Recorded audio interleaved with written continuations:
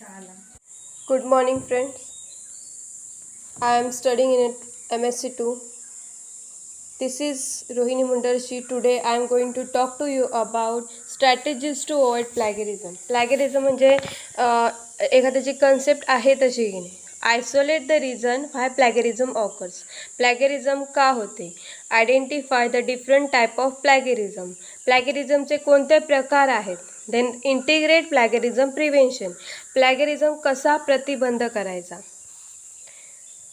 त्यानंतर अनइंटेन्शनल प्लॅगरिझम म्हणजे नकळत होणारा प्लॅगरिझम म्हणजे माहीत नसणे किंवा चुकून आपल्याकडून तो आहे तसा कंटेंट घेणे. पॅराफ्रेझिंग poorly, changing a few words without changing the sentence structure of the original or changing the sentence structure but not the words. म्हणजे काही वर्ड्स चेंज केले जातात सेंटेन्स चेंज केल्याशिवाय किंवा सेंटेन्स चेंज केलं जातं वर्ड चेंज केल्याशिवाय.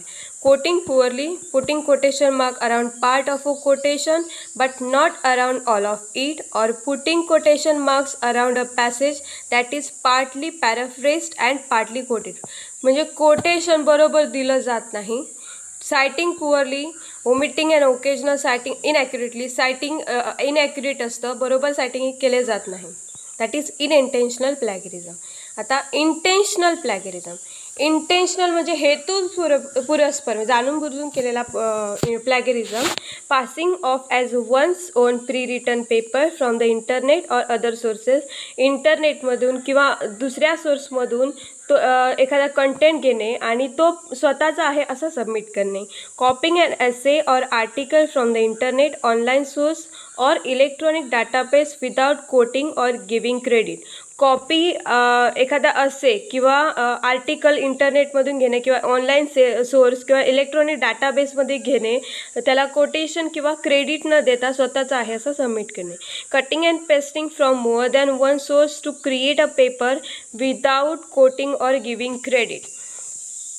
कट अँड भरपूर सोर्समधून कट आणि पेस्ट करून स्वतःचा पेपर एक तयार करणे. त्यानंतर borrowing ideas or words from the other students. दुसऱ्याच्या स्टुडंट्सचे आयडियाज किंवा वर्ड्स स्वतः घेणे. Then plagiarism prevention be authentic. Plagiarism आपण प्रतिबंध कसा करू शकतो?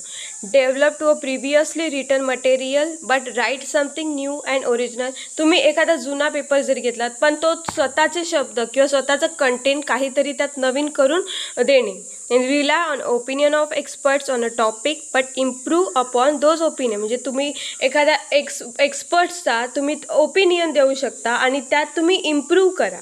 Give credit to researchers while making your own contribution. एखाद्या रिसर्चचा कंटेंट जेव्हा घेतो तेव्हा त्या रिसर्चरला क्रेडिट आपण दिलं पाहिजे. त्यानंतर द फर्स्ट टाईप ऑफ प्लॅगरिझम. पहिल्या प्रकारचा प्लॅगरिझम ज्यामध्ये प्लॅगरिझम ऑफ वर्ड्स म्हणजे वर्डचं प्लॅगरिझम केलं जातं. The use of authors exact words without citing the author. ऑथरचा आहे तसा एखादा वर्ड घेणे. इनकरेक्ट काय आणि करेक्ट स्टेटमेंट काय आहे? Incorrect is plagiarism is the reproduction of someone else words ideas or finding and presenting them as a one's own without proper acknowledgement. तुम्हाला त्या आयडिया नसताना तुम्ही त्याची आयडिया किंवा त्याचे शब्द घेता आणि सबमिट करता. That is incorrect. करेक्ट काय आहे? Plagiarism is the reproduction of someone else words ideas or finding and presenting them as a one's with proper knowledge. म्हणजे तुम्हाला प्रॉपर त्याचं नॉलेज आहे, तुम्ही त्याचा आयडिया घेता, तुम्ही त्याचे शब्द घेता आणि मग सबमिट करता, ते प्लॅगरिझम आहे. Then the second type of plagiarism, plagiarism of structure. प्लॅगरिझमचं स्ट्रक्चर ते तुम्ही आहे तसा घेता. म्हणजे paraphrasing another word by changing sentence constructions or word choice with citation. म्हणजे तुम्ही ते वर्ड चेंज आहे तसा वर्ड घेता सेंटेन्स चेंज केल्याशिवाय. Paraphrasing while maintaining original sentence construction with the acknowledging the sources. किंवा ते आहे तसाच घेणे. That is second type of plagiarism. The third type of plagiarism, plagiarism of ideas. Third types of plagiarism आहे तो आयडियाजबद्दल आहे.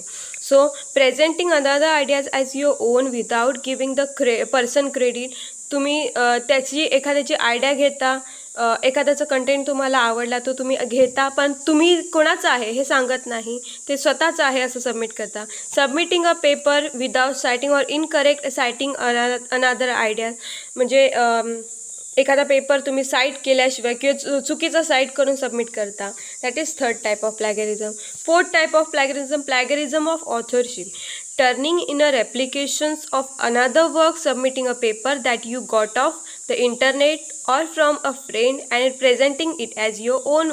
म्हणजे इंटरनेटकडून किंवा फ्रेंड्सकडून तुम्ही आयडिया घेता आणि स्वतःचं आहे असं सबमिट करता. मोस्टली आपण एखादा काही वेळा स्टुडंट्स दुसऱ्याची आयडिया घेऊन किंवा इंटरनेटमधून स्वतःचं पेपर असाइनमेंट तयार करतात आणि स्वतःचं आहे असं सबमिट करतात.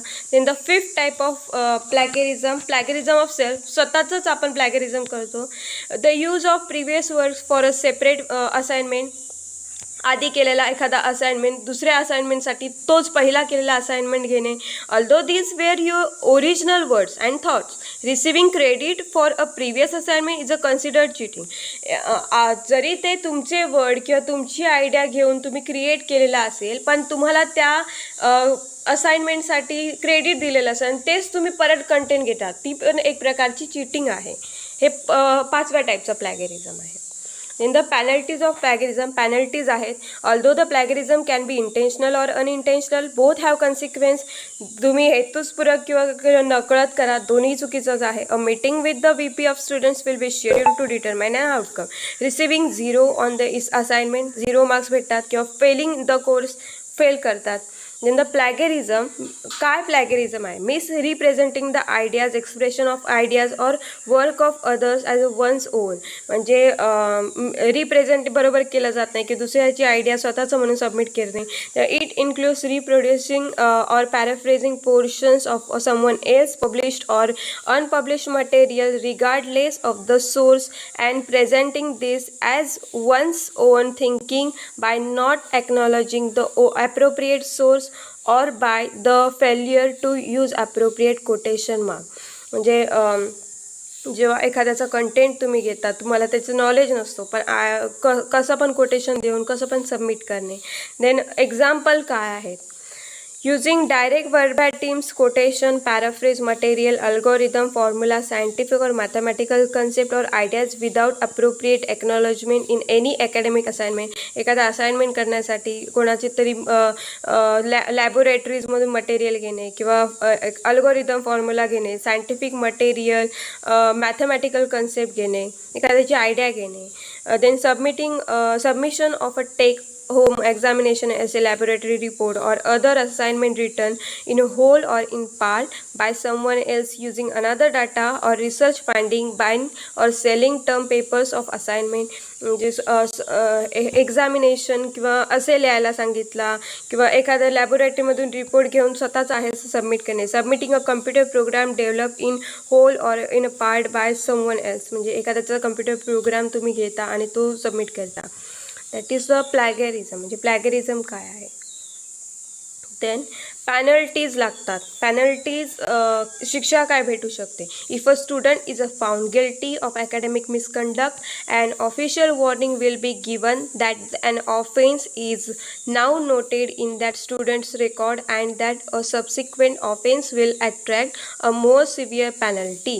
म्हणजे एखाद्या स्टुडंटने जर पॅराफ्रेज म्हणजे आहे तसा एखादा कंटेंट घेतला असेल तर त्याला पॅनल्टी लावतात किंवा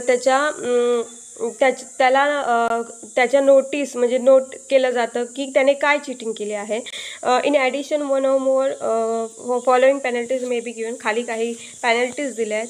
requirement for a submission of new or alternative piece of work. म्हणजे नवीन सबमिट करायला लावतील किंवा नवीन एखादं वर्क दिलं जाईल करायला. The rescinding of university funded scholarships or बर्सरीज.